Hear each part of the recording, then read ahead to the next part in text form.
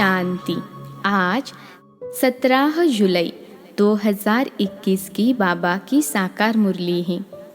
मुरली के महावाक्य है, मीठे बच्चे, ज्ञान सागर बाप तुम्हें ज्ञान का तीसरा नेत्र देने आए हैं, जिससे आत्मा की ज्योति जग जाती है। प्रश्न है, बाप को करण करावनहार क्यों कहा गया है? वह क्या करते और क्या कराते हैं? उत्तर है, बाबा कहते, मैं तुम बच्चों को मुरली सुनाने का कार्य करता हूँ। मुरली सुनाता, मंत्र देता, तुम्हें लायक बनाता और फिर तुम्हारे द्वारा स्वर्ग का उद्घाटन कराता हूँ। तुम पैगंबर बन सबको पैगाम देते हो। मैं तुम बच्चों को डायरेक्शन देता, यही मेरी कृपा व आशीर्वाद है। गीत है, कौन आज आया सवेरे सवेरे। ओम शांति। बच्चों ने गीत सुना।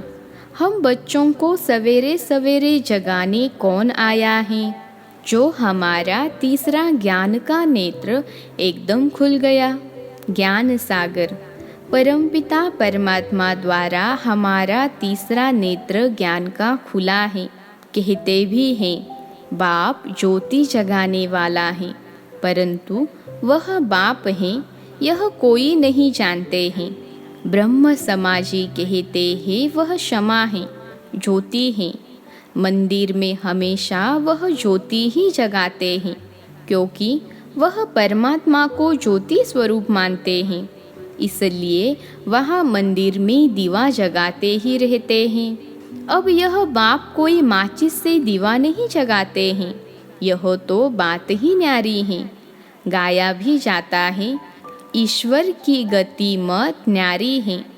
तुम बच्चे अब समझते हो, बाप सद्गति के लिए आकर ज्ञान योग सिखलाते हैं। सिखलाने वाला तो ज़रूर चाहिए ना, शरीर तो नहीं सिखलाएगा। आत्मा ही सब कुछ करती है। आत्मा में ही अच्छे बुरे संस्कार रहते हैं। इस समय रावण की प्रवेशता के कारण मनुष्यों के संस्कार भी बुरे हैं, अर्थात 5 विकारों की प्रवेशता है। देवताओं में यह 5 विकार होते नहीं। भारत में जब देवी स्वराज्य था तो यह बुरे संस्कार नहीं थे, सर्वगुण संपन्न थे। कितने अच्छे संस्कार थे देवी देवताओं के, जो अभी तुम धारण कर रहे हो। बाप ही आकर सेकंड में सर्व को सद्गति देते हैं। बाकी गुरु गोसाई आदि यह तो भक्ति मार्ग में चलते आए हैं, जो एक की भी गति सद्गति नहीं कर सकते। बाप के आने से ही सर्व की सद्गति होती है। परमपिता परमात्मा को बुलाते ही इसलिए हैं कि आकर पतित दुनिया का विनाश कर पावन दुनिया का उद्घाटन करो व दरवाज़ा खोलो। बाप आकर गेट खुलवाते हैं शिव शक्ति माताओं द्वारा। वंदे मातरम गाई हुई है। इस समय की कोई भी माता की वंदना नहीं की जाती, क्योंकि कोई भी श्रेष्ठाचारी माता नहीं है। श्रेष्ठाचारी उनको कहा जाता है जो योग बल से पैदा हो। लक्ष्मी नारायण को श्रेष्ठाचारी कहा जाता है। भारत में देवी देवता जब थे तो भारत श्रेष्ठाचारी था। इन बातों को मनुष्य तो जानते ही नहीं, वह अपने ही प्लान बना रहे हैं। गांधी भी राम राज्य चाहते थे। इससे सिद्ध है कि रावण राज्य है। भारत पतित है, परंतु राम राज्य स्थापन करने के लिए तो बेहद का बापूजी चाहिए, जो राम राज्य की स्थापना और रावण राज्य का विनाश करे। बच्चे जानते हैं, रावण राज्य को अब आग लगनी है। सभी आत्माएं अज्ञान अंधेरे में सोए हुए हैं। तुम जानते हो, हम भी सोए हुए थे, बाप ने आकर जगाया है। भक्ति की रात पूरी हुई, दिन शुरू होता है।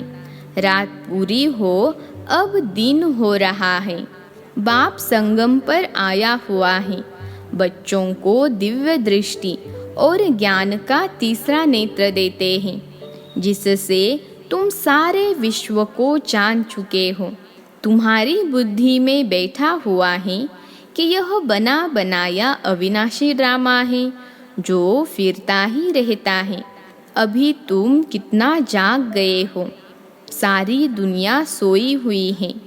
अभी तुम बच्चों को सारे विश्व के आदि, मध्य, अंत, मूल वतन, सूक्ष्म वतन, स्थूल वतन का पता है। बाकी सारी दुनिया कुंभकर्ण की अज्ञान नींद में सोई हुई है। यह किसी को पता नहीं कि पतित पावन कौन है। पुकारते हैं, हे पतित पावन आओ। यह नहीं कहते कि आकर सृष्टि के आदि, मध्य, अंत का राज समझाओ। बाप कहते हैं, तुम इस सृष्टि चक्र को समझने से ही चक्रवर्ती राजा बनते हो, याद से ही पावन बनते हो। यह भी जानते हो विनाश सामने खड़ा है, लड़ाई भी होनी है। बाकी कौरवों पांडवों की लड़ाई नहीं हुई। पांडव कौन थे यह भी किसको पता नहीं। सेना आदि की कोई बात ही नहीं। तुम्हारी तरफ है साक्षात पारलौकिक परमपिता। उस बाप से ही वर्षा मिलता है। तुम जान गए हो कृष्ण की आत्मा 84 जन्म भोग अब फिर बाप से वर्षा ले रही है। वर्ल्ड की हिस्ट्री ज्योग्राफी रिपीट होती है। अब तुम बच्चों को विनाश के पहले सतो प्रधान जरूर बनना है। गृहस्थ व्यवहार में रहते कमल फूल समान पवित्र रहना है। गाया भी हुआ है। भगवानुवाच, गृहस्थ व्यवहार में रहते यह एक जन्म पवित्र बनो। पास्ट इज पास्ट, यह तो ड्रामा में नोंद है। सृष्टि को सतोप्रधान बनना ही है। यह ड्रामा की भावी है, ईश्वर की भावी नहीं। ड्रामा की भावी ऐसी बनी हुई है। सो बाप बैठ समझाते हैं। आधा कल्प जब पूरा होता है तब बाप आते हैं। बाप कहते हैं, जब रात पूरी हो दिन शुरू होता है तब ही मैं आता हूँ। शिवरात्रि भी कहते हैं ना।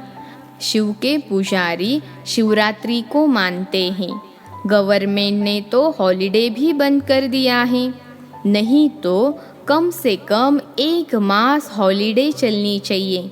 कोई को भी पता नहीं शिव बाबा सर्व की सद्गति करने वाला है। वही सर्व का दुख हरता सुख करता है। उनकी जयंती तो बड़ी धूमधाम से 1 मास सब धर्म वालों को मनानी चाहिए। खास भारत को बाप डायरेक्ट आकर सद्गति देते हैं। जब भारत स्वर्ग था तो देवी देवताओं का राज्य था। उस समय और कोई धर्म ही नहीं थे। देवताएं विश्व के मालिक थे। कोई पार्टीशन आदि नहीं थे। इसलिए कहा जाता है अटल अखंड सुख शांति संपत्ति का देवी राज्य फिर से हम प्राप्त कर रहे हैं। बेहद के बाप से बेहद का वर्षा 5000 वर्ष पहले भी मिला था। सूर्यवंशी चंद्रवंशी राज्य में कोई दुख का नाम नहीं था। गाया भी जाता है, राम राजा राम प्रजा। वहाँ अधर्म की कोई बात नहीं। बाबा ने तुम्हें ब्रह्मा और विष्णु के बारे में भी समझाया है कि इन दोनों का आपस में क्या संबंध है। ब्रह्मा की नाभि से विष्णु निकला। यह कैसा वंडरफुल चित्र बनाया है। बाप समझाते हैं, यह लक्ष्मी नारायण ही अंत में आकर ब्रह्मा सरस्वती जगत अम्बा जगत पिता बनते हैं, जो दोनों फिर विष्णु अर्थात लक्ष्मी नारायण बनते हैं। बाप बैठ समझाते हैं, जो भी चित्र देखते हो इनमें कोई भी यथार्थ नहीं है। शिव का बड़ा चित्र बनाते हैं, वह भी अयथार्थ है। भक्ति के कारण बड़ा बनाया है, नहीं तो बिंदी की पूजा कैसे हो सकती। अच्छा, फिर ब्रह्मा विष्णु शंकर के लिए भी समझ नहीं सकते। त्रिमूर्ति ब्रह्मा कह देते हैं। ब्रह्मा द्वारा स्थापना, विष्णु द्वारा पालना, यह भी कहते हैं। परंतु ब्रह्मा तो स्थापना करते नहीं हैं। स्वर्ग की स्थापना ब्रह्मा करेंगे? नहीं, स्वर्ग की स्थापना तो परमपिता परमात्मा ही करते हैं। यह आत्मा तो पतित है, इनको व्यक्त ब्रह्मा कहा जाता है। यही आत्मा पावन बन जाएगी और चली जाएगी, फिर सतयुग में जाकर नारायण बनते हैं। तो प्रजापिता ब्रह्मा जरूर यहाँ चाहिए ना। चित्र फिर वहाँ दे दिए हैं। जैसे यह ज्ञान के अलंकार वास्तव में हैं तुम्हारे, परंतु विष्णु को दे दिए हैं। नोधा भक्ति में भी साक्षात्कार होता है। मीरा का भी नाम गाया हुआ है ना। पुरुषों में नंबर 1 भक्त है नारद। माताओं में मीरा गाई हुई है। तुम अभी नारायण अथवा लक्ष्मी को वरने के लिए यह ज्ञान सुन रहे हो। तुम्हारा ही स्वयंवर होता है। नारद के लिए भी दिखाते हैं। सभा में आकर कहा हम लक्ष्मी को वर सकते हैं। अभी लक्ष्मी को वरने लायक तुम बन रहे हो। बाकी वह तो सब है भक्ति मार्ग की कथाएं। बाप रियल बात समझाते हैं। लक्ष्मी सतयुग में, नारद भगत द्वापर में। सतयुग में फिर नारद कहाँ से आया? राधे कृष्ण का ही स्वयंवर के बाद नाम लक्ष्मी नारायण पड़ता है। यह भी भारतवासी नहीं जानते हैं। कितना अज्ञान अंधियारा है। बाप है कल्याणकारी, तुमको भी कल्याणकारी बनाते हैं। अब विचार सागर मंथन करना चाहिए, औरों को भी कैसे समझाएं। तो बाप समझाते हैं कि चित्र आदि कैसे बेट बनाए हैं। गांधी की नाभि से नेहरू निकला। अब कहाँ वह विष्णु देवता, कहाँ यह मनुष्य। इन सब बातों को तुम बच्चे अब समझते हो। नंबरवार तुमको खुशी रहती है। बेहद का बाप हमको पढ़ा रहे हैं। यह तो कभी सुना नहीं था, क्योंकि गीता में तो कृष्ण भगवानुवाच लिख दिया है। भगवान कब आया, कब आकर गीता सुनाई, तिथि तारीख कुछ है नहीं। कल्प की आयु ही लाखों वर्ष कह देते हैं। कोई की भी बुद्धि में आता नहीं है। अब बाप बेट बच्चों को समझाते हैं। ब्राह्मणों का झाड़ वृद्धि को पाता रहता है। पाते पाते अनगिनत हो जाएंगे। तुम बच्चे जानते हो वर्ण कैसे चक्र लगाते हैं। हम ब्राह्मणों का वर्ण सबसे ऊंच है। हम ही भारत के गुप्त सच्चे रूहानी सोशल वर्कर। परमपिता परमात्मा हमसे सेवा करा रहे हैं। हम रूहानी सेवा करते हैं, वह जिस्मानी सेवा करते हैं। तुमको कहते हैं तुम भारत की क्या सेवा करते हो? बोलो हम हैं रूहानी सेवाधारी। स्वर्ग का उद्घाटन करा रहे हैं, स्थापना करा रहे हैं। शुबाबा हैं करन करावनहार। जो करा रहे हैं वह करता भी है। मुरली कौन चलाता है? तो कर्म करता है। तुमको भी सिखलाते हैं कि ऐसे चलाओ। महामंत्र देते हैं मन मना भव। कर्म सिखलाया ना, फिर तुमको कहते हैं औरों को सिखलाओ। इसलिए करन करावनहार कहा जाता है। तुम बच्चे भी यही शिक्षा देते हो। बाप को याद करो और वर्षे को याद करो। यही तुम बच्चों को पैगाम पहुंचाना है। ऐसे नहीं दूसरे को पैगाम दे और खुद याद में न रहें, फिर क्या होगा? दूसरे पुरुषार्थ कर ऊंच चढ़ जाएंगे, मैसेज देने वाले रह जाएंगे। याद का पुरुषार्थ न करने से इतना ऊंच पद नहीं पाते हैं। दूसरे याद की यात्रा से पावन बन जाते हैं। जैसे बाबा बांधेलियों का मिसाल देते हैं। वह याद में झांकती रहती हैं, बिगर देखे भी पत्र लिखती हैं। बाबा हम आपके हो चुके हैं, हम पवित्र जरूर रहेंगे। तुम बच्चों की है बाप से प्रीत बुद्धि, तुम्हारी ही माला बनी हुई है। विष्णु की माला और रुद्राक्ष की माला में ऊपर है मेरू। माला उठाते ही पहले फूल और 2 दाने हाथ में आते हैं, उनको नमस्कार करते हैं। फिर है माला। तुम भारत को स्वर्ग बना रहे हो तो यह माला तुम्हारा ही यादगार है। बाप ने यह गीता ज्ञान यज्ञ रचा है, इसमें सारी पुरानी दुनिया स्वाहा होगी। बाप है मोस्ट बिलवेड फादर, तुमको भविष्य के लिए सदा सुख का वर्षा देते हैं। 21 जन्म के लिए जिन्होंने कल्प पहले वर्षा लिया है वह जरूर आएंगे।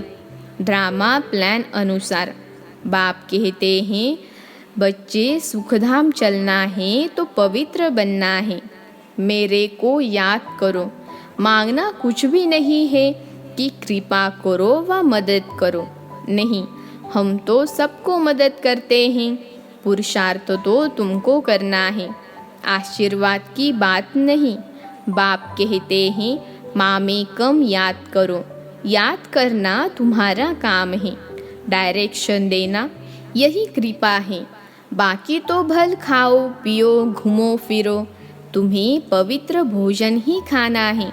हम देवी देवता बनते हैं, वहाँ प्याज आदि थोड़े ही होगा। यह सब यहाँ छोड़ना है। यह चीज़ें वहाँ होती नहीं, बीज ही नहीं है।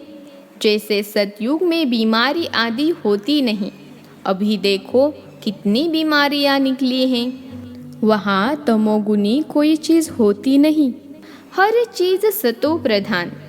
यहाँ देखो मनुष्य क्या क्या खाते हैं। अब बाप बच्चों को कहते हैं, मुझे याद करो और संग तोड़ मुझ संग जोड़ो तो तुम पावन बन जाएंगे। अच्छा, मीठे मीठे सिखिलते बच्चों प्रति माता पिता बाप दादा का याद प्यार और गुड मॉर्निंग। रूहानी बाप की रूहानी बच्चों को नमस्ते। हम रूहानी बच्चों की रूहानी माता पिता बाप दादा को याद प्यार गुड मॉर्निंग और नमस्ते बाबा नमस्ते। धारणा के लिए मुख्य सार। पहली पॉइंट है, पास्ट इज पास्ट। जो बीता उसे भूल कर गृहस्थ व्यवहार में रहते सतो प्रधान बनने का पुरुषार्थ करना है। विनाश के पहले पावन जरूर बनना है। दूसरी पॉइंट है, भारत को स्वर्ग बनाने की सच्ची सच्ची सेवा में तत्पर रहना है। खान पान बहुत शुद्ध रखना है, पवित्र भोजन ही खाना है। आज का वरदान है, रूहे गुलाब बन, दूर दूर तक रूहानी खुशबू फैलाने वाले रूहानी सेवाधारी भव। रूहे गुलाब बन, दूर दूर तक रूहानी खुशबू फैलाने वाले रूहानी सेवाधारी भव। विश्लेषण है, रूहानी रूहे गुलाब अपनी रूहानी वृत्ति द्वारा रूहानियत की खुशबू दूर दूर तक फैलाते हैं। उनकी दृष्टि में सदा सुप्रीम रूह समाया हुआ रहता है। वे सदा रूह को देखते, रूह से बोलते, मैं रूह हूँ, सदा सुप्रीम रूह की छत्र छाया में चल रहा हूँ।